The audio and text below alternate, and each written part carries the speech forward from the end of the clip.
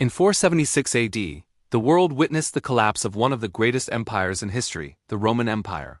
Once a symbol of power, law, and civilization, Rome's fall reshaped the course of Europe forever. This is the story of how an empire that ruled the known world finally came to an end. It's a tale of triumph and tragedy, a chronicle that holds profound lessons for us even today. How did a superpower that seemed invincible for centuries simply disappear from the map? We'll journey back in time to uncover the cracks that formed deep within its foundations, leading to a cataclysmic collapse that ushered in a new era for humanity.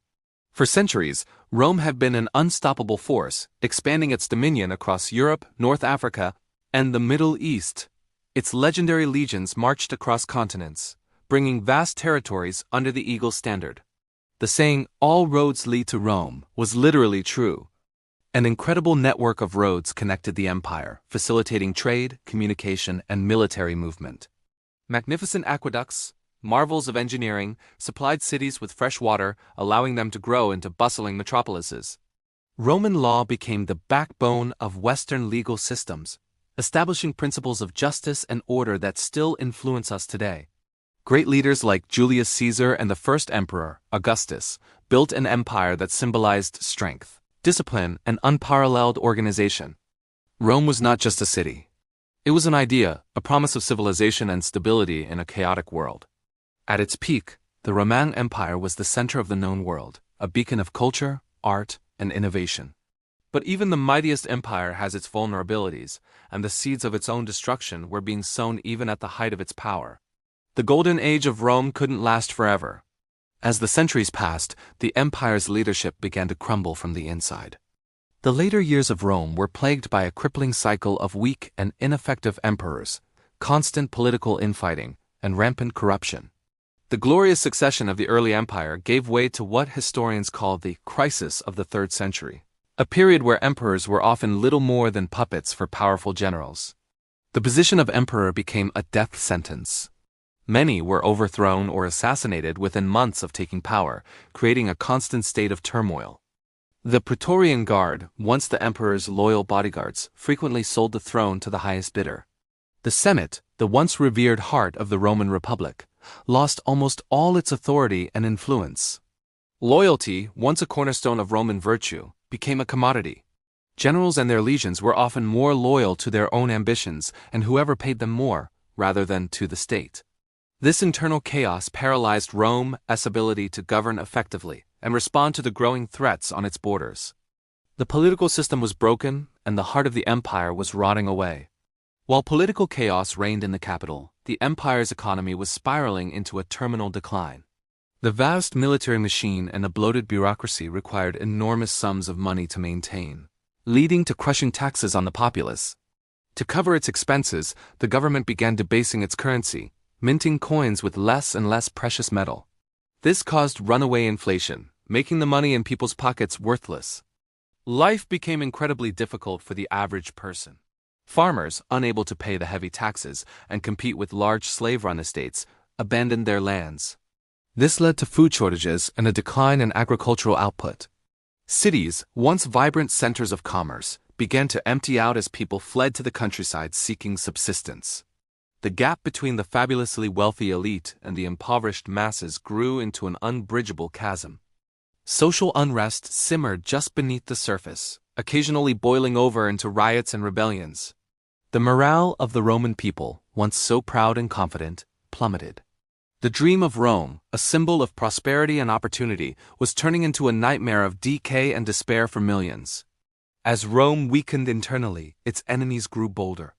For centuries, the empire's borders had been under pressure from various groups the Romans collectively called barbarians. In the later years, these pressures became invasions.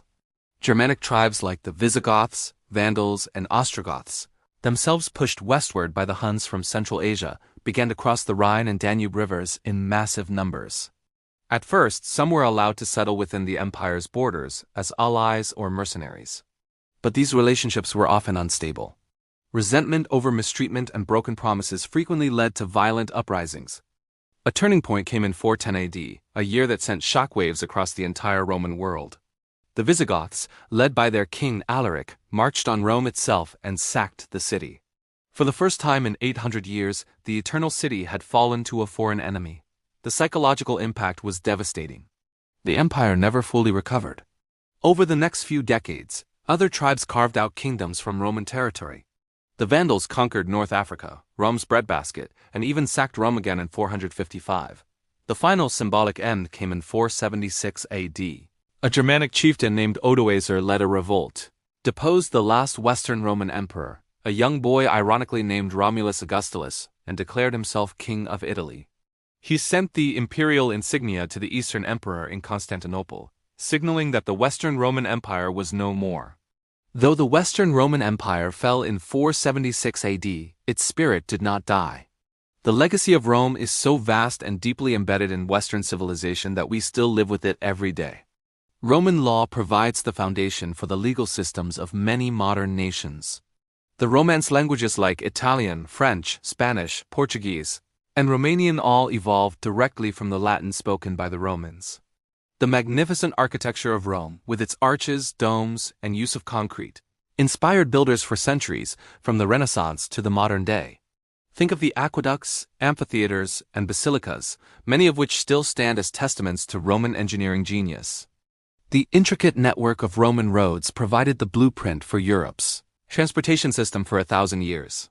Furthermore, the Christian Church, which grew within the empire, preserved much of Roman learning and administrative structure throughout the Middle Ages, and it's crucial to remember that only the western half of the empire fell. The Eastern Roman Empire, with its capital at Constantinople, survived and thrived. We know it today as the Byzantine Empire, and it would carry on the flame of Roman civilization for nearly another 1,000 years, preserving classical knowledge that would later fuel the Renaissance. The story of the fall of the Roman Empire is more than just a history lesson. It's a timeless cautionary tale. It reminds us that no power, no matter how great, is permanent. Even the most advanced civilizations can crumble under the weight of internal division, political corruption, and economic hardship. Rome teaches us that leadership matters. When leaders become self-serving and institutions fail, the entire society is at risk. It shows us how economic inequality and social decay can erode the very fabric of a nation, making it vulnerable to external pressures. The barbarian invasions were not just a cause of the fall, but also a symptom of an empire that was already hollowed out from within. Yet from the ashes of Rome, a new world was born. Its legacy in law, language, and culture shaped the development of Europe and the entire Western world. From its spectacular rise to its dramatic collapse, Rome's story continues to captivate and teach us about the complex forces that drive the rise and fall of civilizations. Thanks for watching. If you found this journey into history interesting, please like, share, and subscribe for more stories that shaped our world.